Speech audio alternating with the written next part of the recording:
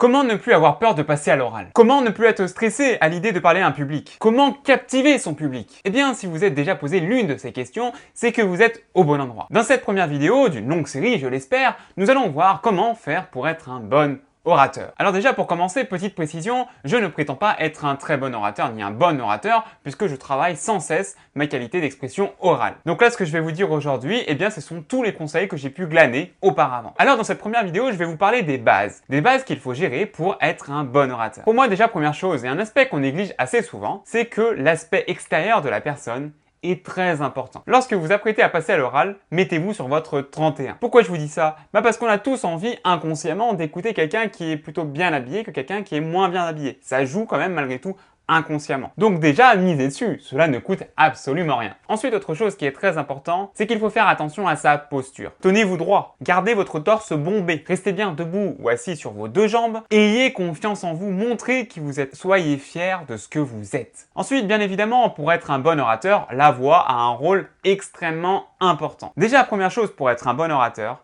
il faut parler fort. Il faut parler fort pour qu'on puisse s'adresser à tout le monde. Alors attention, parler fort, ça ne veut pas dire crier. Il faut essayer de trouver un équilibre entre parler fort et ne pas crier. Autre chose aussi, lorsqu'on veut prétendre être un bon orateur, c'est qu'il faut bien articuler. Il faut bien articuler. Alors je sais personnellement que c'est un de mes grands défauts et je le travaille tous les jours. Mais il est très important de bien articuler. D'ailleurs, dans d'autres vidéos, si ça vous intéresse, je vous donnerai des conseils pour apprendre à bien articuler. Ensuite, et je le sais, un de mes autres défauts à l'oral, c'est de parler trop vite. Et ça, c'est un problème. Pour être un bon orateur, parler trop vite, c'est un problème. Il faut gérer le débit de sa parole. Il faut parler posément. Il faut parler doucement. Je sais que je parle trop vite, je le sais. Mais ça se travaille. Ça se travaille là encore comme l'articulation. Je sais que je peux le travailler. Donc, pour être un bon orateur, il faut parler posément. Aussi, autre chose importante pour prétendre être un bon orateur, c'est qu'il faut savoir mettre des silences. Il faut savoir mettre des pauses. Le silence, lorsqu'on s'exprime à l'oral, le silence fait passer énormément de choses. Et je vous développerai d'ailleurs, si ça vous intéresse, dans d'autres vidéos, la puissance du silence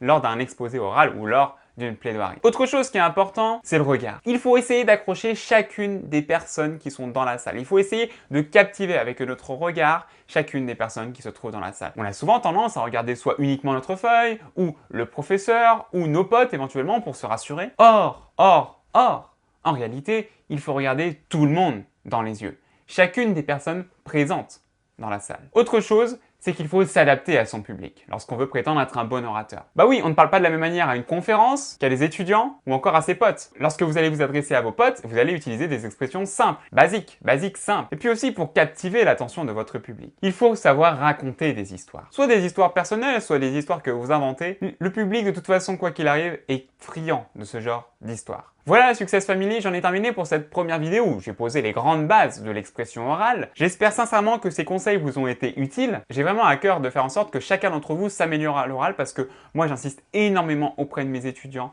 pour l'expression orale. L'expression orale, c'est vraiment fondamental. Et je sais que personnellement, j'ai toujours été un très grand timide. Quand j'étais à l'école ou à la fac, eh bien j'avais tellement peur de m'exprimer à l'oral que je faisais des crises de panique. C'était vraiment insoutenable, j'étais hyper stressé. Et puis j'ai eu ce grand échec au grand oral du barreau, du CRFPA, et j'ai eu cette prise de conscience. Cette prise de conscience qu'il fallait impérativement que je m'améliore à l'oral. Et depuis, je ne fais que m'améliorer à l'oral tous les jours. Voilà les amigos, j'en ai terminé pour cette vidéo. Dites-moi en commentaire si je fais d'autres vidéos sur l'expression orale et sur plus généralement comment être un bon orateur si ça vous intéresse. N'oubliez pas de vous abonner à la chaîne, d'activer les notifications et de mettre un pouce en l'air, ça fait toujours plaisir. Et puis surtout, n'oubliez jamais, ne cessez jamais de croire en vous. Allez, ciao, bye bye.